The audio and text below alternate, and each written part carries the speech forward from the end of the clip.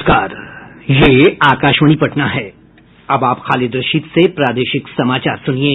पहले मुख्य समाचार। विधानसभा चुनाव के दूसरे चरण के लिए नामांकन पत्रों की जांच की प्रक्रिया जारी।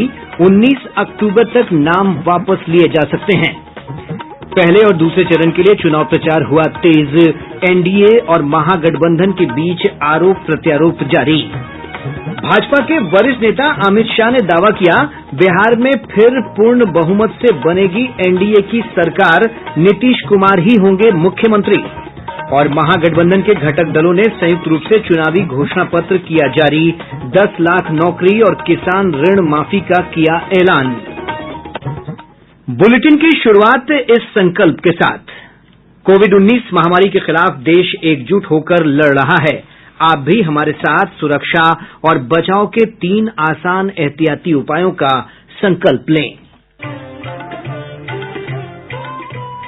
कोविड-19 से बचाव और सुरक्षित रहने के 3 उपाय। मास्क लगाएं, 2 गज दूरी है जरूरी, सुरक्षित दूरी रखें, हाथ और मुंह साफ रखें। अब समाचार विस्तार से।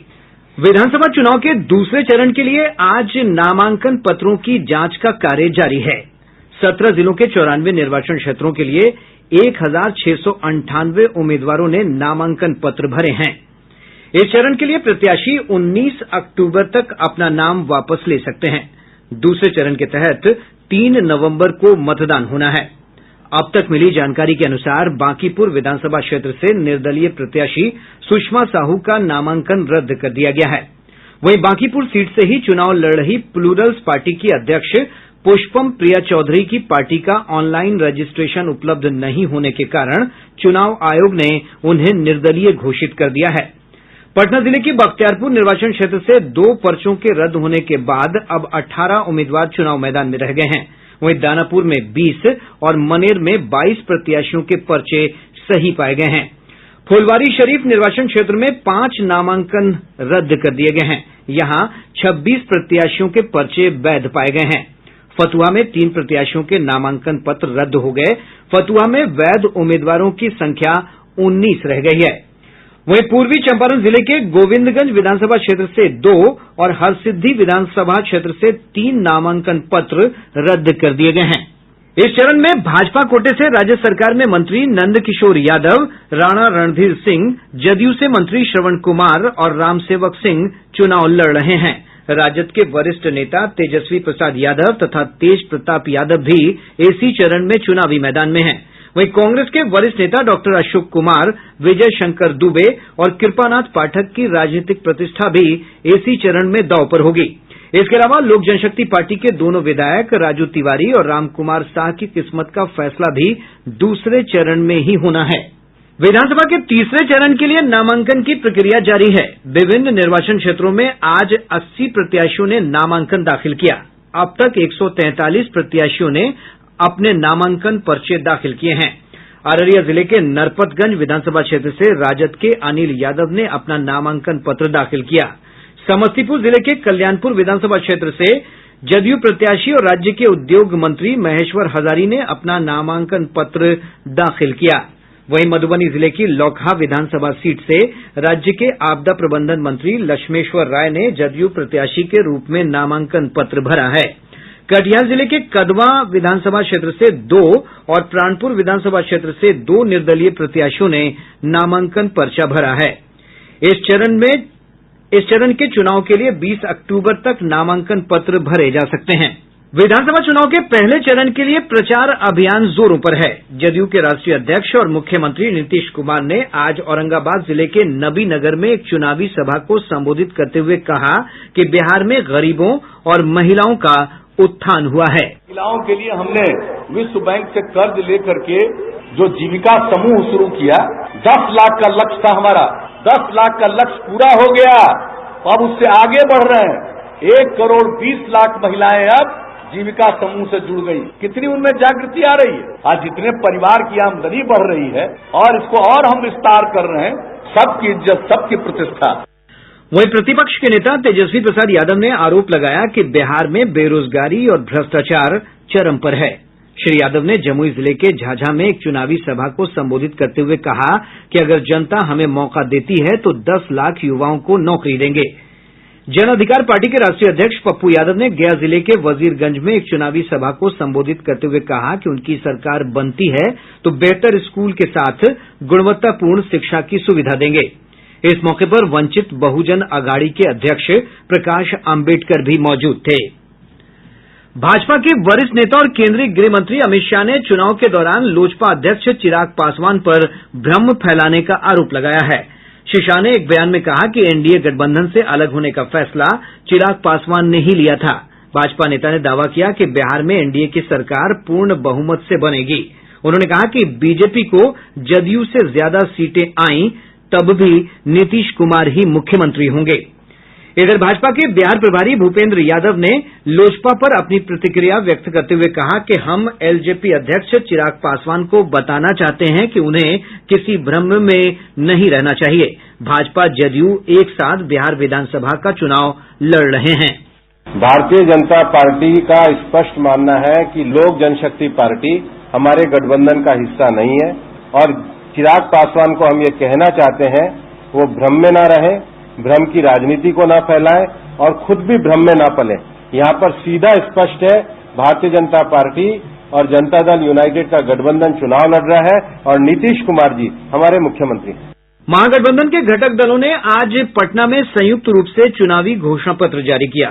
पटना में आयोजित संवाददाता सम्मेलन में राजद, कांग्रेस और वाम दलों के नेता उपस्थित थे।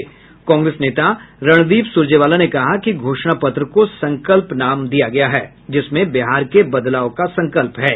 इस अवसर पर राजद नेता तेजस्वी प्रसाद यादव ने कहा कि महागठबंधन की सरकार बनने पर सबसे अधिक ध्यान रोजगार सृजन पर दिया जाएगा, साथ ही किसानों का ऋण माफ किया जाएगा। तेजस्वी प्रसाद यादव ने आरोप लगाया कि बिहार में बेरोजगारी और भ्रष्टाचार चरम पर है। अगर हमारी सरकार बनती है, अगर जनता हमें बिहार की जनता हमें मौका देती है तो पहले कैबिनेट में पहले दस्तखत अगर मेरा कलम चलेगा तो 10 लाख नौजवानों को हम रोजगार देने का काम करेंगे पहले कैबिनेट में। दूसरी बात हम लोगों ने ये कही थी कि जो भी छात्र छात्राएं या नियुक्ति के लिए आवेदन फॉर्म जो भरा करते हैं उसको हम लोग माफ करेंगे। तीसरी बात, परीक्षा केंद्र जाने के लिए जो किराया होगा वो हम देंगे।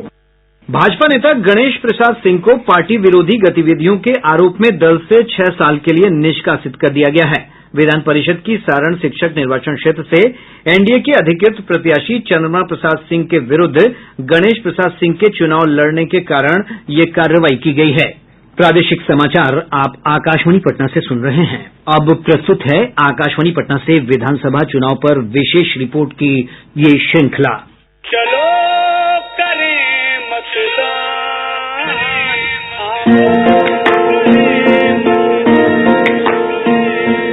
आओ चले आगे बढ़े लोकतंत्र गढ़े।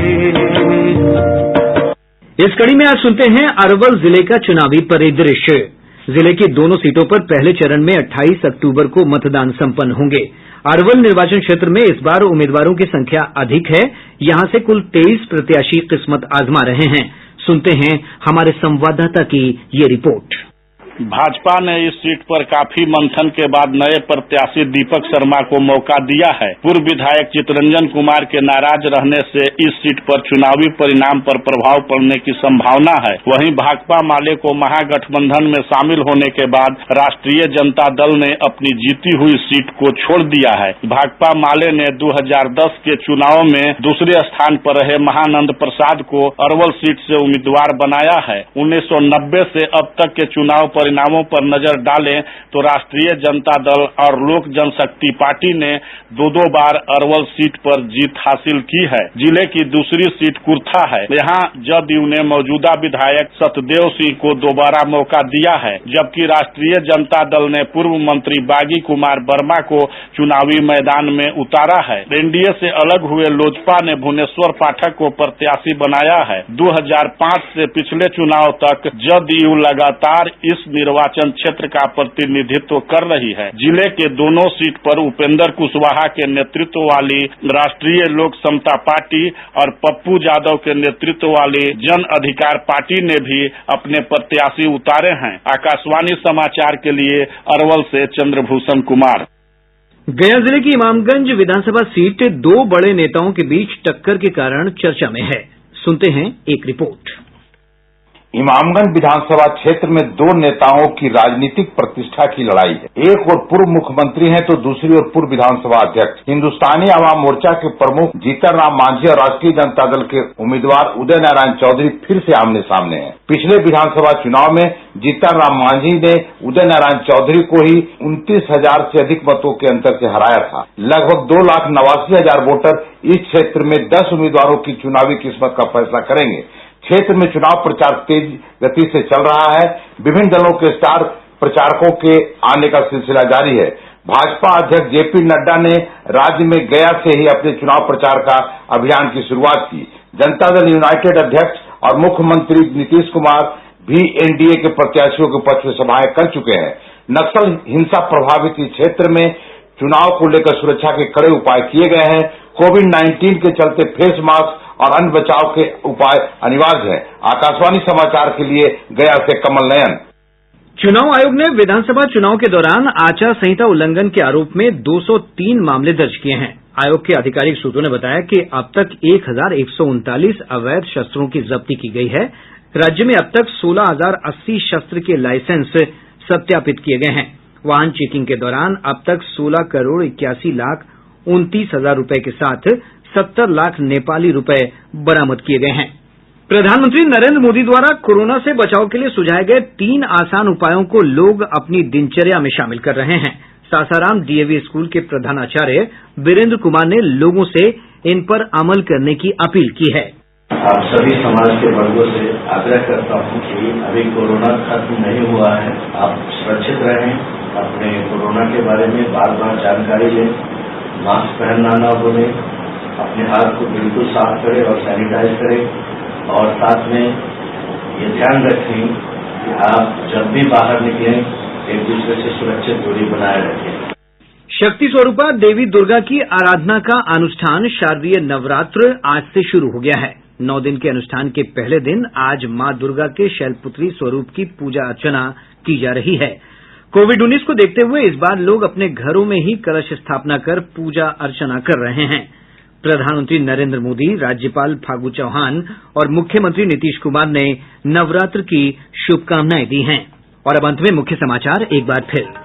विधानसभा चुनाव के दूसरे चरण के लिए नामांकन पत्रों की जांच की प्रक्रिया जारी। 19 अक्टूबर तक नाम लिए जा सकते हैं वापस। पहले और दूसरे चरण के लिए चुनाव प्रचार हुआ तेज। एनडीए और महागठबंधन के बीच आरोप प्रत्यारोप जारी। भाजपा के वरिष्ठ नेता अमित शाह ने दावा किया, बिहार में फिर पूर्ण बहुमत से बनेगी एनडीए की सरकार, नीतीश कुमार ही होंगे मुख्यमंत्री। और महागठबंधन के घटक दलों ने संयुक्त रूप से चुनावी घोषणा पत्र किया जारी। 10 लाख नौकरी और किसान ऋण माफी का किया ऐलान। इसके साथ ही आकाशवाणी पटना से प्रसारित प्रादेशिक समाचार का ये अंक समाप्त हुआ।